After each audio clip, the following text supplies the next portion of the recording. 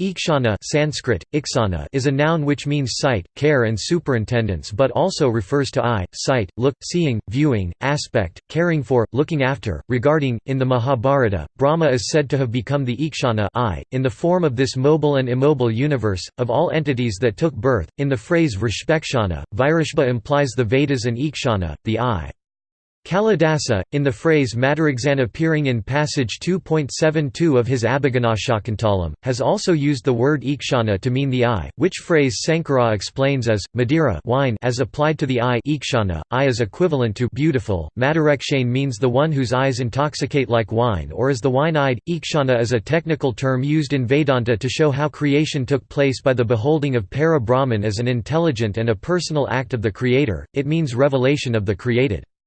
Parabrahman is essentially Sata who produces his self as Shabda Brahman logos by Ikshana beholding. Badarayana states, Ikzati Karmavyapati Sa Brahma Sutra I.ie.13. From the mention as the object of the act of seeing, it follows that the Supreme Self is meant.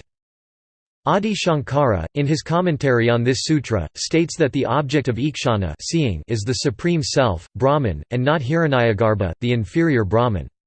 He says that the term ikshati karma means the object covered by the act of seeing. The all-pervading entity purusa that is to be seen can be seen to be higher than the High One.